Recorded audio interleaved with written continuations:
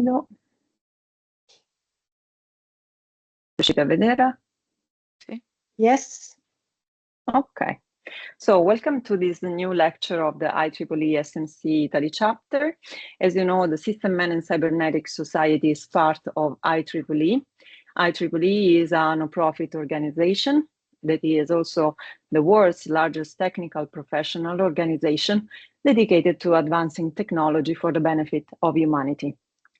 The SMC has more than 4,000 members, and it is also a unique society because it emphasizes a human-centered research and development.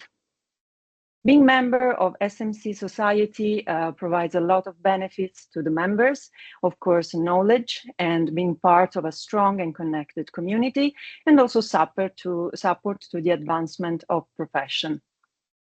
Of course, it has also a membership fee that is really convenient for students all over the world, and the SMC Society has a really low fee for being a member. The SMC Italy chapter has been awarded in 2024 by the IEEE Italy section with the most increased membership award. So we want to thank all our long-standing and new members. We also promote the Early Career Researcher Award that in 2024 was awarded to Professor Raffaele Carli during the IEEE CASE conference. And also this year, we are promoting again this award. And so our chapter solicits nominations for the award, and the deadline will be in July 15. The winner will be awarded during the SMC Italy Day at the conference automatica.it, and more information can be found on our website. The SMC Italy chapter also provides sponsorship to workshops and various conferences. The next ones will be the IEEE International Workshop on Technologies for Defense and Security 2025 that will be in Rome in November, and also the International Conference on Cyber Humanities that will be in Florence in September 2025. And International Conference on Enabling Technologies, Infrastructure for Collaborative Enterprises that will be in Catania at the end of July. We also want to highlight that the IEEE SMC International Conference for 2025 will be in Vienna, Austria, in October from 5 to 8. And of course, we want to invite you to be connected and to be informed, looking at the website of the conference for participating and contributing. We will also organize the SMC Italy Day at the conference automatica.it that will be in Perugia in Italy from 3 to 5 of September 2025. And also we are organizing a workshop titled Innovation in Digital Technologies, Back to the Future, that will be in October in Florence. As you know, most of you probably already know, we are going on during these years organizing various lecture series. This year we already had 4 lectures from Professor Maria Piafanti, Marco Carli, Tiago Cruz, and Gina Tang. And today we have with us Professor Carla Seatzu. Thank you for being here. Professor Carla Seatzu will talk about partially observed discrete event systems under unreliable information. Professor Seatzu is Professor of Automatic Control at University of Cagliari in Italy, and her research mainly focuses on discrete event system, Petri nets, hybrid systems, with applications to manufacturing and transportation system. She is author or co-author of almost 300 publications, and she is really active in IEEE community and automatic control. She's been editor, and she is still senior editor of various important journals of IEEE. She is also organizer and co-organizer of various important conferences in the context, and she has been visiting professor in universities abroad in Spain, US, Mexico, and China. So thank you, Professor Seatzu, for being here with us, and now the floor is yours. Wait a sec. Okay, yeah, the microphone is on. So thank you very much, Graziana and Laura, for inviting me and give the opportunity to present these some results of my research. Now I realize that I sent you a title of my talk that is not the very last one, so I will send you, okay, in any case, the slides and everything updated. I don't think it will be a big issue. So can you let me enlarge, Control L. Okay, everything is fine. Is it shared? Not now. Not now. It was before. Before you did the Control L, it was. And now, again, it's okay? No? We cannot see it. Let me try, because I want to share, but then enlarge. Let me share the screen. No, okay, now it's okay. Let Instead me... of... And now okay, also okay. it's okay. It's Yeah, perfect. okay. So Yeah. I have better. So it's slightly different because I'm going here a more general picture about the problems of state estimation of discrete event systems, and I don't want to talk only about the logic, but also about timed.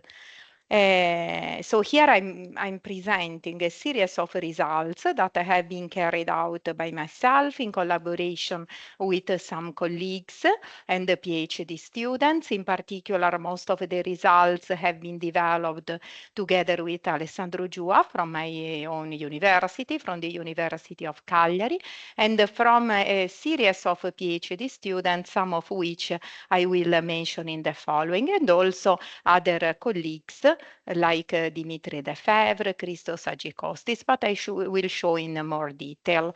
So this is the outline of my research. I want to first spend a few words to introduce discrete event systems, because maybe not all the audience is expert on this. Then I will focus on some results that now are quite well consolidated that are relative to state estimation of purely logic discrete event systems.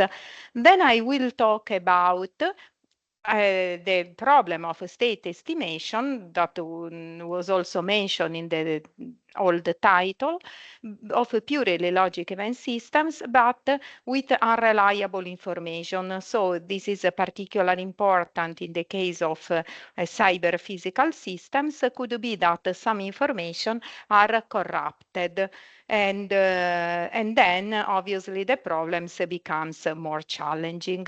In the second part of the talk, I will talk about state estimation of timed discrete event systems, and in particular, I will first present some results developed in the case of model-based approaches, and then I will briefly mention some very, very recent results where the approach are based, are data-driven. So we used neural networks to perform state estimation in a probabilistic setting, and if I will conclude mentioning some open issues.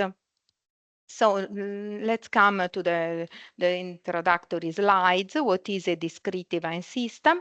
A discrete event system is a dynamical system where the state space is discrete and the evolution depends by the occurrence of some events, physical events that are typically asynchronous.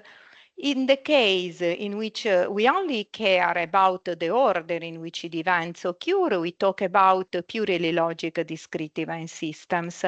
In other cases, depending on the application, on the problem we are going to investigate, in which the dynamics is still driven by the occurrence of the system, but we also keep into account the time in which events occur, we talk about timed discrete event systems. And in particular, we distinguish two cases when the timing are known a priori, and in this case we have timed deterministic systems, or when timing are not known, but the occurrence of events is at random, and we have some delays that are stochastic variables, maybe in accordance to certain distributions. And we talk about stochastic systems. Here we have a very, very simple example of a discrete event system that describes the behavior of a robot that loads part on a transportation belt. For example, in this case, we are interested, according to this model, to distinguish among the situation in which the robot is idle, is loading, or is in an error state. And depending on the event that happened, we may change the state of the robot. A, for example, means that the robot is moving from the idle to the loading state.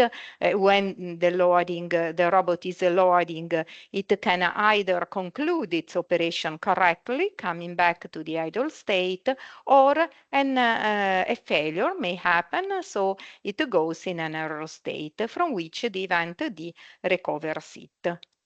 In the right-hand side of this slide, we can see a piecewise continuous trajectory that represent the state of the system over time, depending on when the event occurs. But the fact that we keep into account the time of occurrence of event still does not imply that the system is time-driven. It is still an event-driven system. Discrete event systems applications. Discrete event systems find application in several areas, and in particular, they are fundamental when describing several man-made systems. Typical examples are computer engineering, logistics, manufacturing, transportation, and so on. And clearly there exist plenty of mathematical models to describe discrete event systems, and also the purely logic model that are then extended in the case of time. And the most popular and intuitive one are surely finite state automata. Also Petri-net is very important, but in this talk I will focus on finite automata, also because not all the problems that I am going to introduce have also been developed in Petri-net, and also because Petri-nets, even if they present some very important advantages, they are a little bit less intuitive, at least in their basic definition. So, a deterministic finite automaton is defined as a tuple with 5 entries, where we have X, the set of states, E is the alphabet, so the set of events, delta is the transition function, which is typically a partial function. It tells us which is the state that is reached from a given state executing a certain event. So not all events are enabled at any state, so in this sense it is a partial function. X0 is the initial state, and in the most general formulation we have also a set of final states, or so-called marked states, and it is often important to establish if such states can be reached or not, because they correspond to the completion of a certain activity. So it is typically important that such states are reachable. Here, in order to introduce the problem of partial observation in a discrete event system, I want to introduce this very simple example. Here we have a trolley that moves according to a certain line, and then it can go up or down, still following a given path. Here, in some points of the line, we assume that there are some sensors that produce an observation whenever the vehicle visit them. So initially, this is outside of the line. As soon as we have T1, we know that the vehicle in this part of the track that we call T1. After T2, we know that the trolley is here, and so on and so forth. the occurrence of event A7 corresponds to the fact that this trolley leaves these lines, but another one will be ready to enter, and this can be continuously repeated indefinitely. Why it's important to talk about partially observed discrete event systems and which form of non-determinism may occur? Looking at, in general, we may have that the non-determinism may happen because we have some events that are silent or completely unobservable. It means that some events occur, but they produce no observation to the outside, or could happen that some events are undistinguishable. It means that there can be two or more transitions that are enabled at the same state and they share the same label. So looking at such a label, such output observation, we cannot claim which one of such events has occurred. If we come back at the previous very simple example, we may consider, for example, the case where the sensor A3 has some failure, and then when the trolley passes here, no observation is produced anymore. So after observing A2, we know that the trolley is here, but when he moves to track T3, we observe nothing, so we remain uncertain after observing A if it is in T2 or T3. Similarly, we may think that, for example, since these two sensors are quite close, there is an interference between them.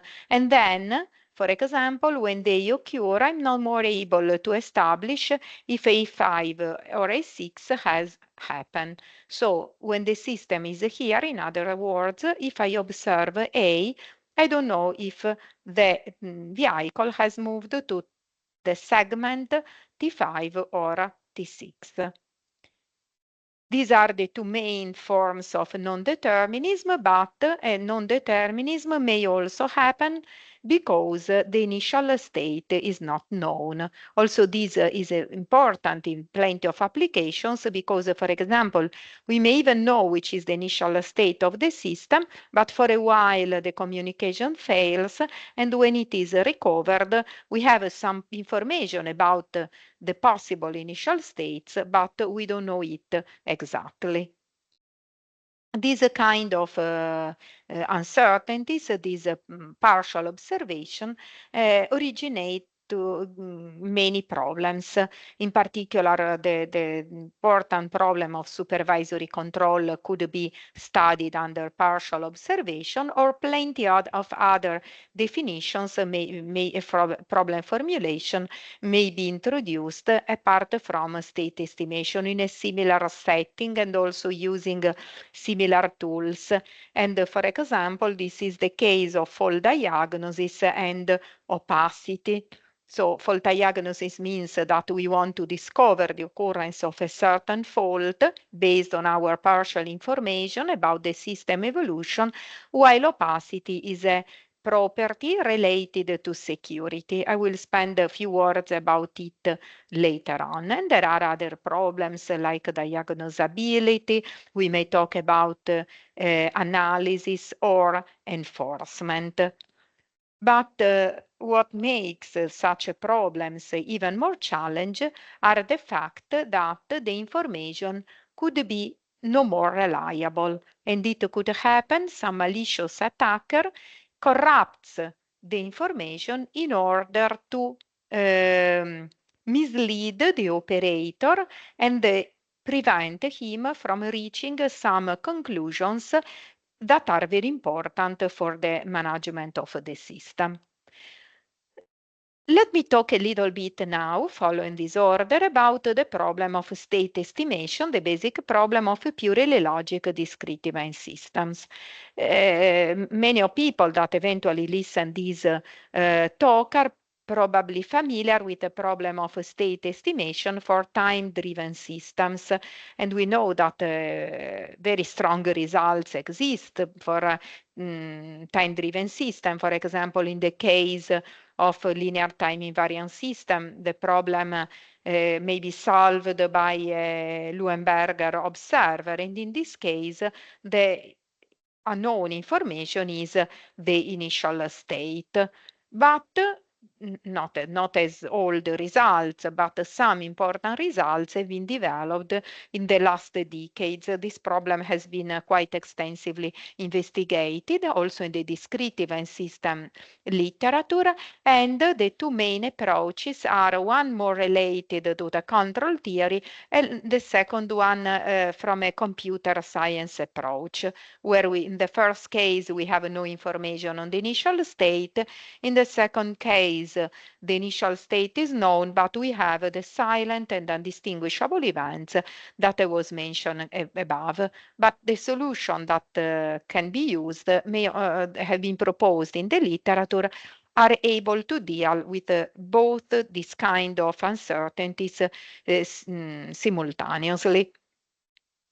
It is important to immediately observe that while in the case of time-driven system, our goal when doing a state estimation is that of computing an estimation that converges to the actual state, when dealing with discrete event system, the problem of state estimation is solved in the sense that we want to characterize, to identify the set of states that are consistent with a given observation, and we don't no more have the monotonicity property, and the problem becomes quite different. And in this case, Petri nets could also be very useful because they enable to provide also a linear algebraic characterization. The key notion in this context is the notion of a state observer. That is a deterministic automaton that has been firstly formalized by Ramage during his PhD thesis under the supervision of Wonham in 1986. The observer has an exponential complexity, so this is its limitation, but exponential with respect to the dimension of the system, but has the great advantage that the computations may be moved offline, and then the problem may be very easily solved. Here I have reported a very simple example to give you immediately an idea of what a state observer is. So here we have some events that are observable, A and B, but we have some events that are silent. This is the observer that has as alphabet, is a deterministic automaton having as alphabet the set of observable events, and that is computed basically according to a precise algorithm, but following this reasoning. When nothing is observed, even if we know that the system is initially in state 0, we realize that the system is either in 0 or 2 because this event is silent. After the occurrence of A, any state is possible because this A could have occurred as the system is here, but then this may happen or this may happen. Or the A may be due to the occurrence of epsilon and A.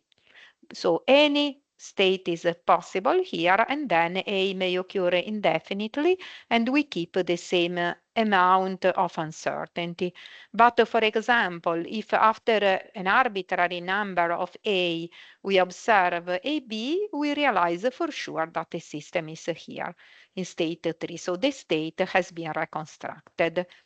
Now this automaton enables to solve the problem of state estimation because it is deterministic. So if you give me a word, any possible observation, following it in a deterministic way, I know for sure how where is the system of the observer, and so which are the set of states consistent with such an observation.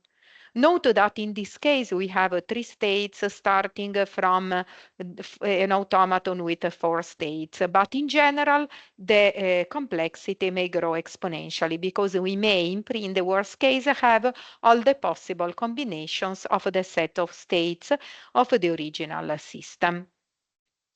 And with P3 nets, we may gain some advantage because we could avoid the problem, the issue of exhaustive enumeration. So using some key notions that we developed now many years ago of basis reachability graph, basis marking, many advantages have been obtained. And in fact, these notions have been used not only for state estimation, but successfully used for plenty of other problem formulations in a similar setting.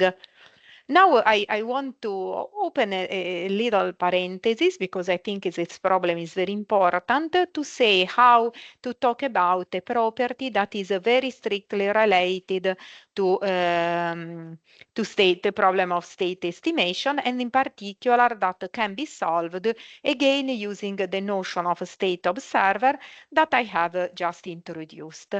This property is current state opacity. And in particular, this is the meaning. We have a plant that produces some observation when it evolves, and we have also a malicious intruder that look at the possible observation, and based on that, he wants to discover some secret about the system behavior, while the plant operator wants to be sure that the secret is not violated. So he wants that the secret is opaque to the intruder, remains opaque to the intruder. And clearly this is a problem of privacy that find many motivation in plenty of different applications. Depending on how the problem, how the secret is defined, we may talk about language-based opacity or a state-based opacity, because the secret could be a sequence of words or it could be a set of states. So for example, set of initial states or a set of current states. Okay, and many formulation also here can be done. But the most intuitive notion is that of a current state. So there are a certain number of states that define the secret, and we want to be sure that the intruder, based on his observation, is not able to understand with no ambiguity when the system is visiting a secret state. So we want that it remain ambiguous. So it means that for any initial state and any possible observation that lead to a secret state, there exists also another possible evolution that leads to a non-secret state and produces the same observation. Since the intruder draw his conclusion based on this projection, on this observation, if this is possible, then he remain uncertain. The system could be in a secret and non-secret state, and this is clearly desirable. How we study that? Clearly, if the example has a finite number of evolutions, I can study it based on the definition, like in this very simple example. Look here. If 3 is the secret state, while all the other states are non-secret, and we may only observe, the intruder may only observe the event B, while these 2 events are silent, when the intruder observes B, he does not know if the system is in 4 on 3. CB produces B, AB produces B, and he remains uncertain. So in this case, it is opaque. However, if the intruder is also able to observe A in addition to B, when AB is observed, he reconstructs that the system is in 3 and the secret is violated. I repeat, here is a particularly simple example because I'm able to enumerate all the possible evolutions of the system. But in general, even if the discrete event system has a finite number of states, the number of observations that can produce are infinite. So we cannot enumerate all of them and apply the definition. But we can use the notion of state observer I was mentioning before, and it is easy to observe that a system is occurrence state opaque, provided that this inclusion relationship does not hold. For any possible observation, CW represents the set of states consistent with a given observation, and XS is the set of secret states.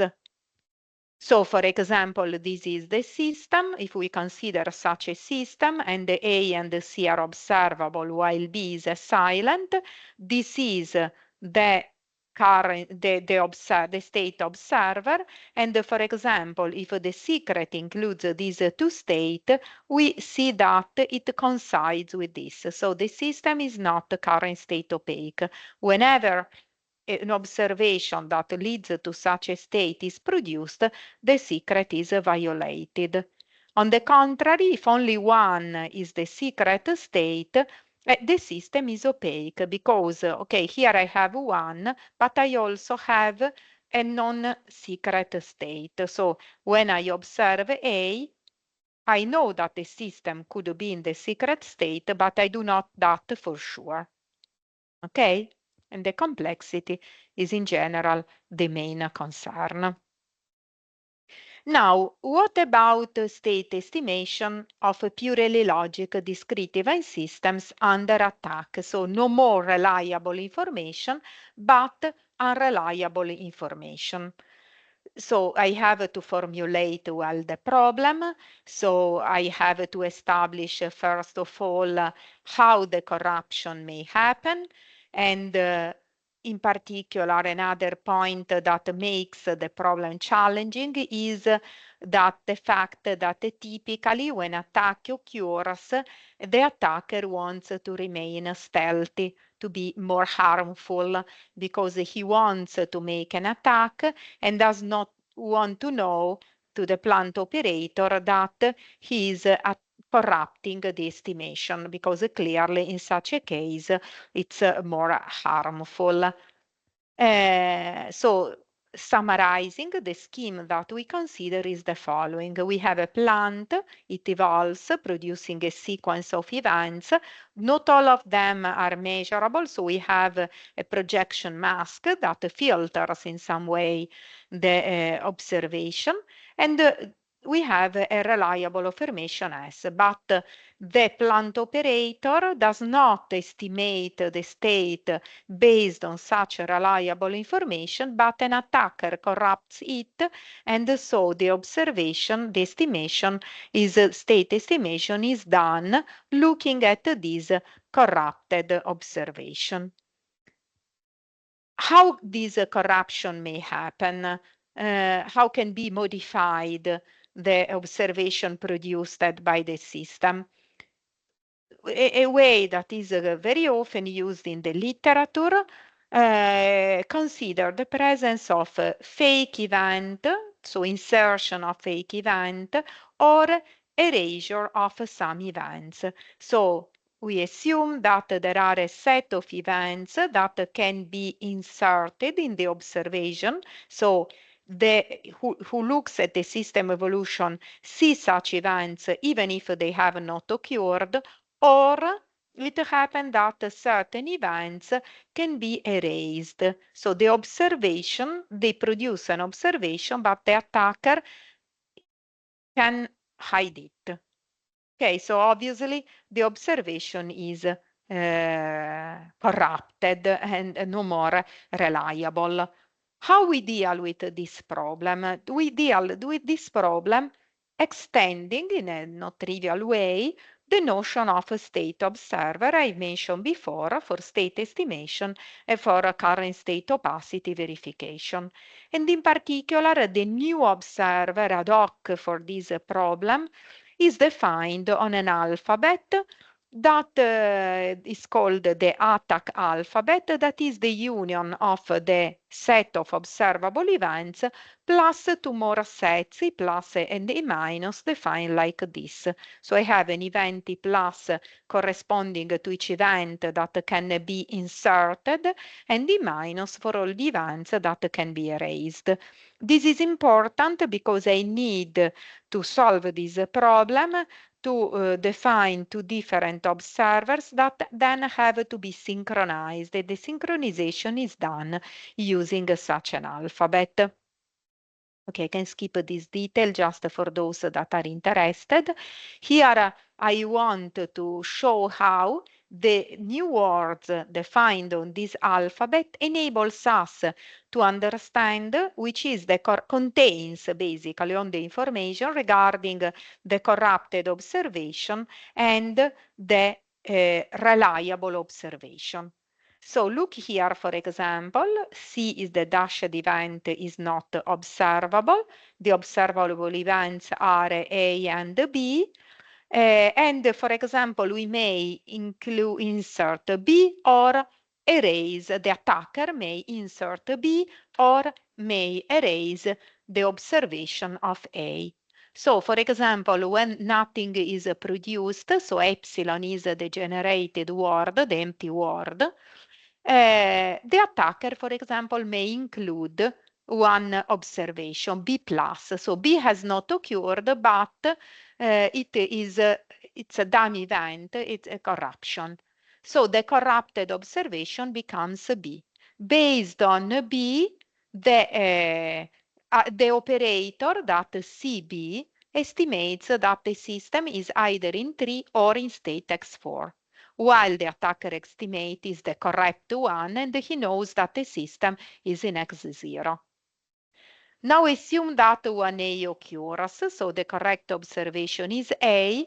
We include one event B before, and the corrupted observation is BA.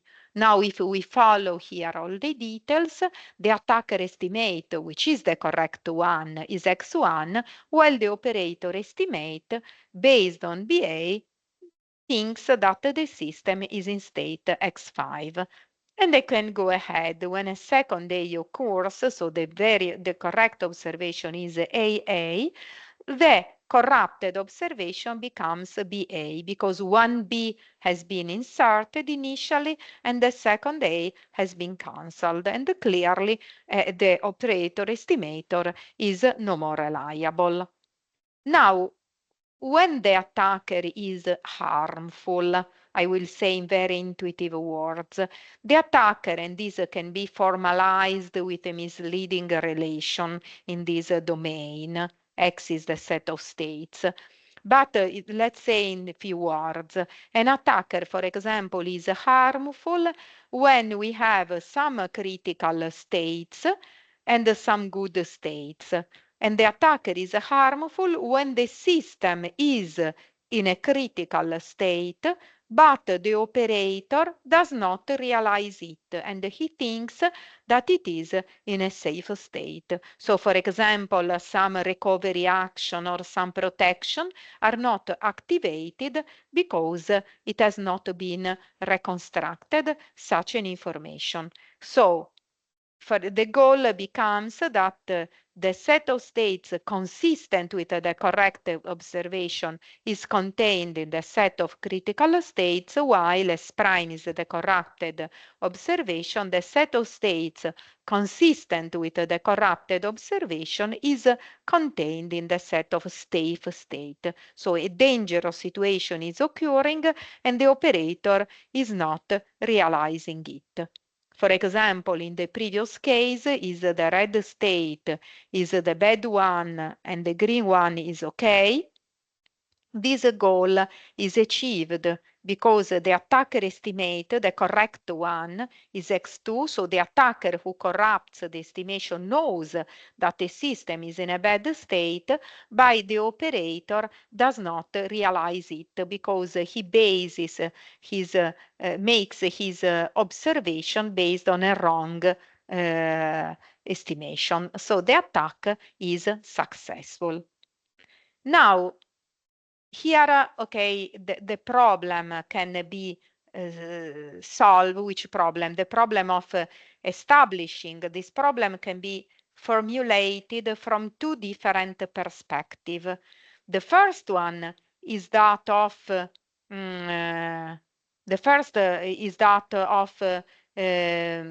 from the point of view of the attacker. He wants to know how he has to corrupt the estimation in order to reach his goal and to be harmful while remaining stealthy. While from the operator point of view, on the other side, the problem can be that of establishing if he is robust enough to draw an conclusions on the state estimation that are good enough to realize when a bad situation occurs, even if the information is no more reliable. So this tool that we are going to introduce may be used from both perspectives. And it is based on the notion of observer that is appropriately generalized. So, for example, if we have this system where some events are not observable, this is the state observer, the deterministic automaton equivalent to the previous one, according to what I said before. I construct now two different observers, an attacker observer and an operator observer. I show you immediately looking at the example. And these observers are defined on the attack alphabet I was mentioning before. So you see, the attacker knows when he insert fake events. And then from his point of view, all the fake events that are inserted are in self-loop because when they occur, he does not update his estimation.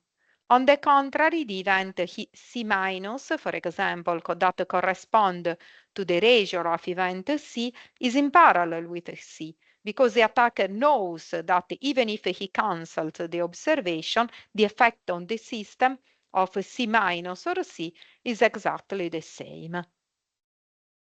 A different point of view occurs when we look at the operator observer, because when an event is cancelled, it is in self-loop because it does not change the estimation of the operator. The operator simply does not see it and then keeps the estimation as is. While the events, for example, C and C+, are in parallel because the operator does not distinguish between a real event and a fake event. Another note should be made here about the fact that we have this new state that makes the automaton almost complete, is that here we have introduced a new state that is important. I just want to give an idea to understand when the attack is no more stealthy. So the operator could realize the presence of an attacker whenever he observes a word that is not contained in the language. So if he observes something that he knows, he has a model of the system that cannot be produced by the system, he realizes that the system has been attacked. And this can be easily done adding this dummy state where all the words that cannot be produced by the system when no attack occurs terminates. To make the long story short, to deal with this problem, we have the construct a joint estimator that is the parallel composition of these two automata. This automaton that is still an observer but more complex than the previous one can be trimmed. What does it mean? We trim all the states that contain be empty as the second state because those states are reached with observation that make the attacker no more stealthy. And we obtain then, and this automaton that has been called suprimal stealthy joint estimator, that contains all the possible attacks that keep the attacker stealthy.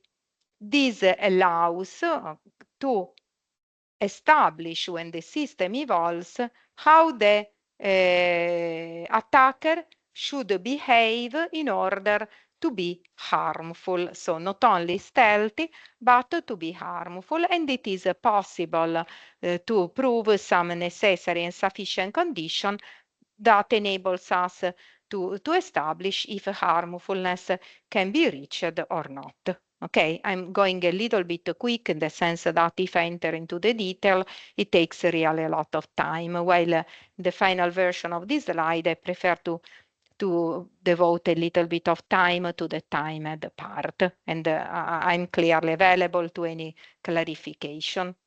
And this, what is important is that this automaton with further particularization may also be used for study the problems that I was mentioning before of current state opacity, for example, to do analysis and enforcement under attack, or the enforcement appropriately changing the observation, or to study also fault diagnosis and diagnosability analysis under attack.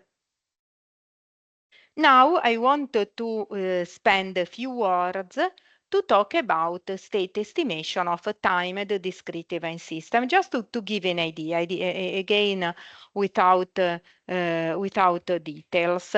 And in particular, we distinguish between model-based approaches and data-driven approaches. In the first case, we may deal with two different formulations depending on how the timed model is described. The first results I briefly show deal with the timed non-deterministic finite automata that follow the classical paradigm by Allure and Dill, while in the second one we deal with probabilistic automata that are basically inspired by continuous Markov chains, are a generalization of it. What about timed finite automata? We developed some results in the case of a single clock, so we should keep into account the evolution of a clock in when we deal with time, that enables us to keep into account basically how long the system is staying in each state. But in the most general formulation, in addition to the state, the event, and the transition relation, we have a guard that enables us to establish when an event may occur. So not only a logic enabling, but also an enabling that depends on the time. We may have in general a reset of the clock when moving from one state to another, and we may also have constraints on the states, on the values of that the clock may take within each discrete state. This is important because it allows to establish how certain events may be forced. So here we have an example. This means that the state is in X0, the invariant is 0, 1s. So it means 0, 1, it means that the clock may take such a value. And in any time between this interval, such event may occur, and there is no reset, and so on. Some events are observable and others are not. And again, the problem that we deal is that of studying, having a systematic way to establish how, in which set of states the system can be given a certain observation. Now the observation is a timed observation. So we know, for example, that a certain event occurs at a certain time, then a certain state could be reached. This is a timed run. And again, when certain events are not observable, we project this. So for example, if we have this long timed run, this timed run produces an observation. So we do not observe all the events that are actually occurring, but only some of them. For example, S2 at time 4, P at time 5, and then, for example, we stop the observation at 5, or we may stop even later. Okay? How did we solve this problem?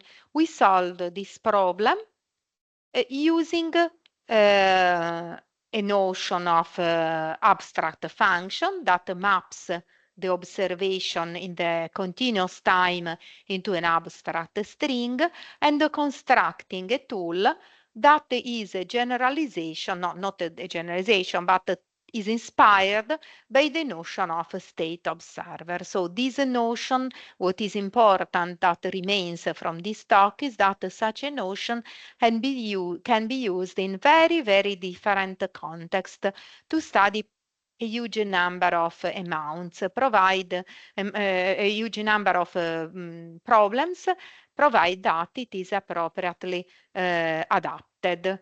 And the observer that we construct starts from the notion of region automaton. The region automaton is a purely discrete event approximation of the timed automaton introduced before.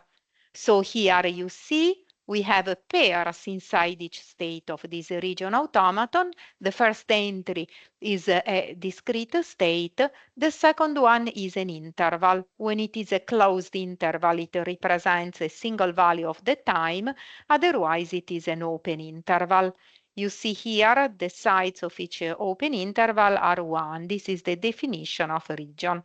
The region was something not introduced by ourselves, but a starting point for us to construct the automaton that is the observer.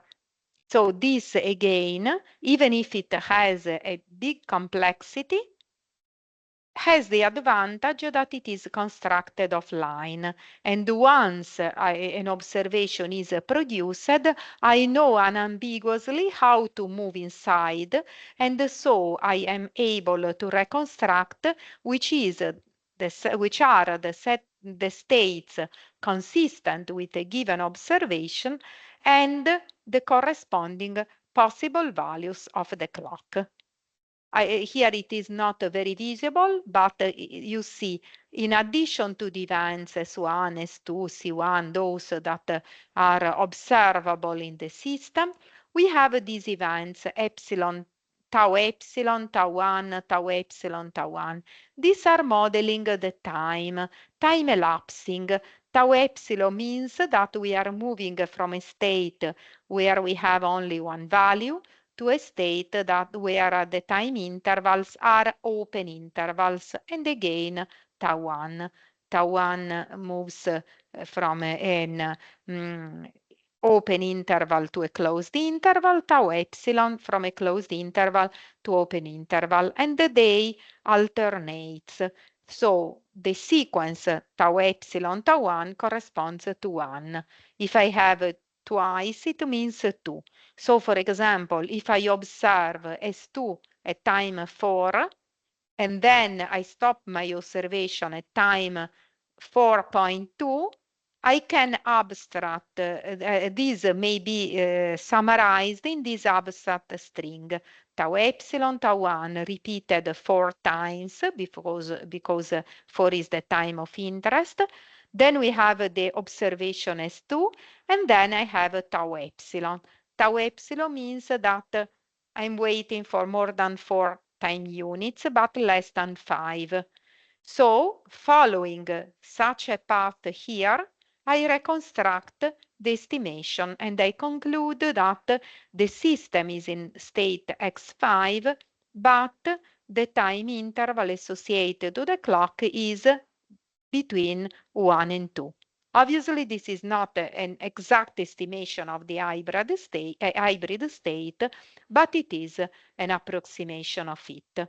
Generalizing this to the case, in order to have exactly the value of the hybrid state is still an open issue. Okay, I'm almost done. I just want to mention these two other problems. It's often the case that we have probabilistic information about the frequency with whom certain events occur, and we deal with labeled timed probabilistic automata. So this is more or less like a Markov chain, so where we have a rate of we have the frequency with whom we move from one state to the other, and such events may be observable. So here I want to make my observation, not only my state estimation, not only keeping into account what I have observed, but how likely a given event will occur. It's not definitely easy to keep into account such an information.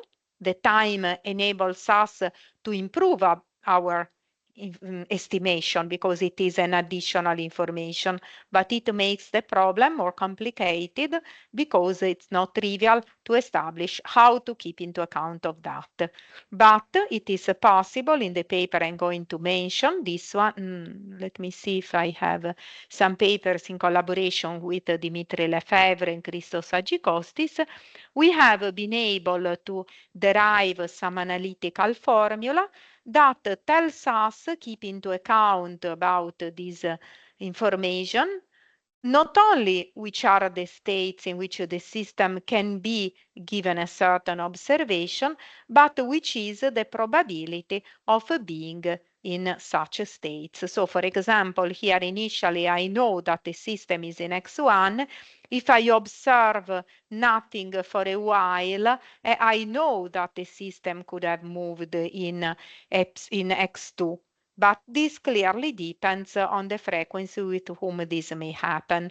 And then I estimate the probability of being in XOR on X2. So the probability of remaining here when nothing is observed decreases while the time elapses, and simultaneously it increases the probability of being here. And if I have some discontinuities here, and they correspond, for example, to the fact that I have observed A at time 1. Okay, look here, it may happen, for example, when I observe A for the second time, that I realized that the system is necessarily in state X3, because AA is only possible when the system is in state X3. But in general, it's not like that. Plenty of states are possible, but with different probabilities.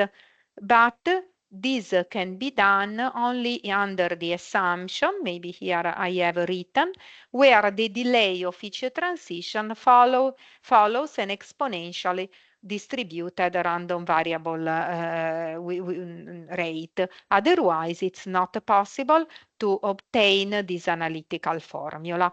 For example, if we have a uniform distribution, we cannot do that.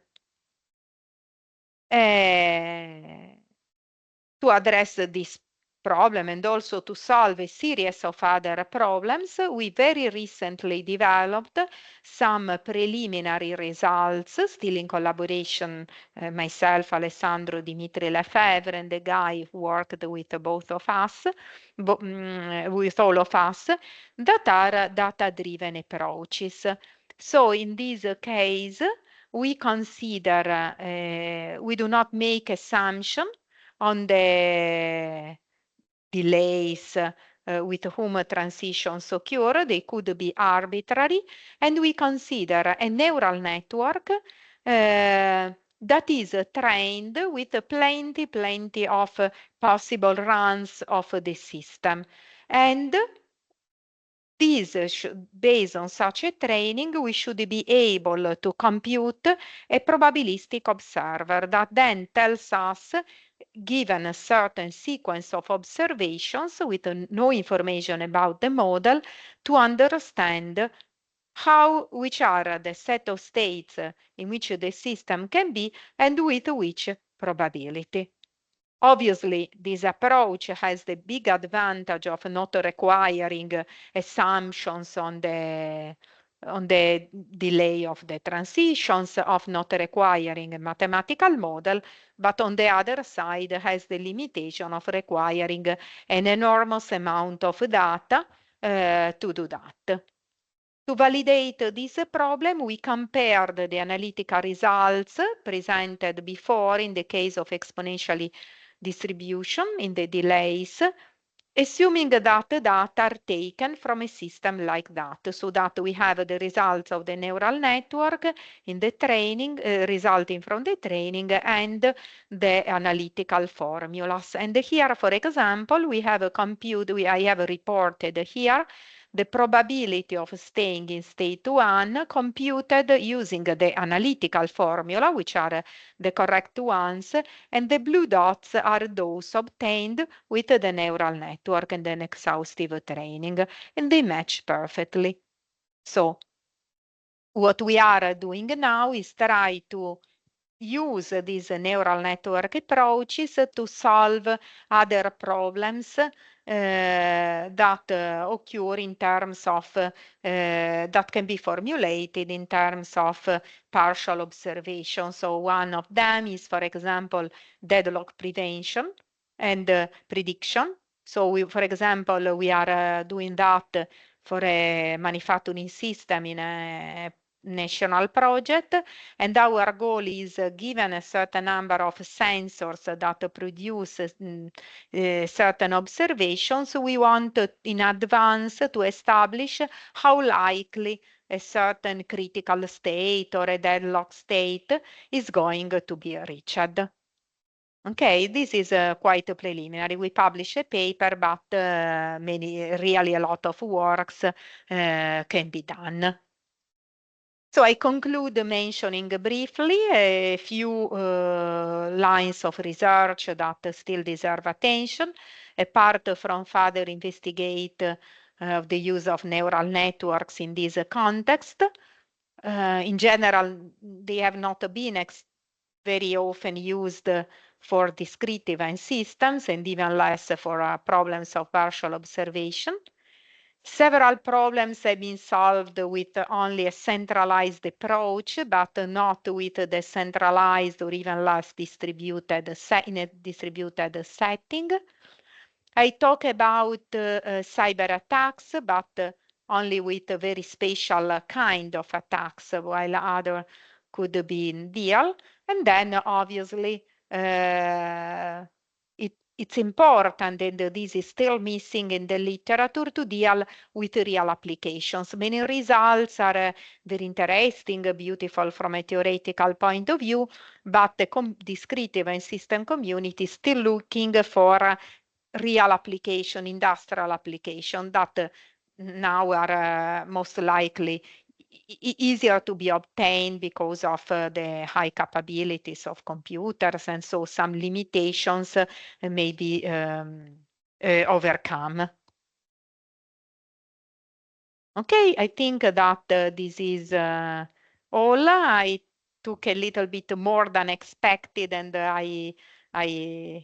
maybe I talked a little bit more quickly. I don't know, maybe I should have not added the last part, but I thought it could be interested. In any case, the purpose of these talks, I assume, are basically not to give classes or details, but just to give an idea of what people are doing everywhere. So this is our main line of research on discrete event systems, so from several perspectives, and while changing the kind of model, you can be inspired from the other one, but it requires a significant rewriting. Okay, that's all. Thank you. Thank you so much, Carla, for your interesting lecture. And so now we have time for a bit of questions. If there is anyone from the audience that is interested in making questions, don't be shy and please proceed with your questions.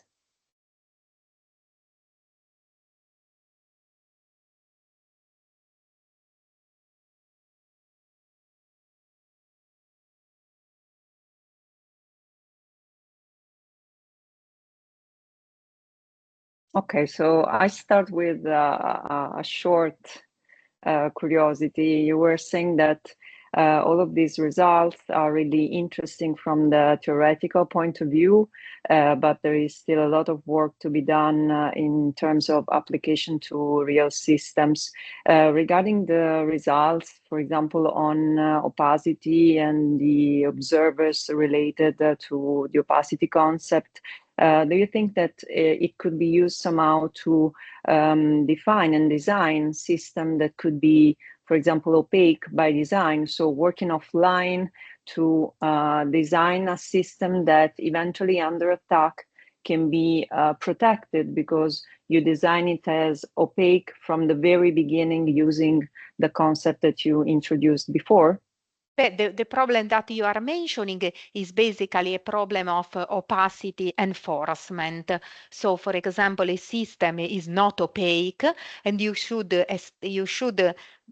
understand, you should establish how to make opaque from the outside. And this can be done using different approaches. For example, typically the approach you can follow can be classified into main classes. In one case, you could use, for example, supervisory control approaches.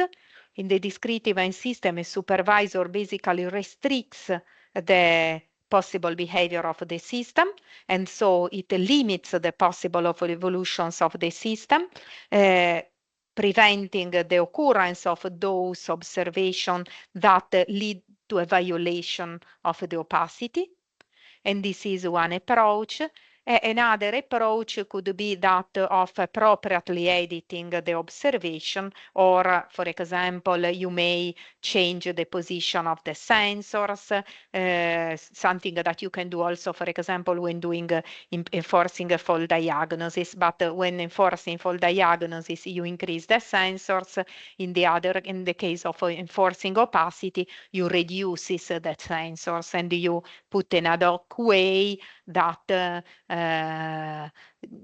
they guarantee the opacity. For example, you may also, if you have already a given sensor configuration, you may also solve the problem as an optimization problem in order to reduce the amount of sensors. Or you can edit the outside observation online in order to avoid, which is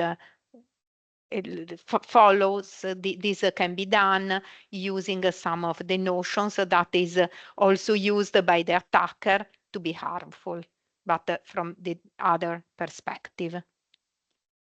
Thanks. And in the case of the supervisory approach, do you think that in some situation the supervisory could be too limiting for the system? Yeah, I mean, the limitation of the supervisory control is exactly that it could be too restrictive. To be conservative, it guarantees the property, but it limits too much the system. And in fact, now I also did something with Tony on this. You try, for example, to use switching supervisors so that you activate a supervisor and restricts the behavior when you are sure that an attack has occurred, or you switch. Not only that, but you can establish some different degrees of alarm, and are more restrictive or less restrictive, not always using the same supervisory control law, but depending on on the fact that you have actually realized that an attack has occurred or that it could be, and you try to be not maximally permissive, but as permissive as possible, while preventing from the violation, for example, of some secret. Okay, not clear. easy, Thank obviously, you. all these approaches, but Can understand. It's complex. Yeah, the theory is also really complicated to implement, but yeah, it should be effective. no, in the And sense that interesting then to you can expand. yeah, you can define plenty of algorithms, but some of them could be also efficient, some heuristics. But what is complicated is that when you want to actually guarantee that the closed loop system satisfies certain properties, as usual for all the dynamical systems and the control problems. Thank you. Any other question from the audience?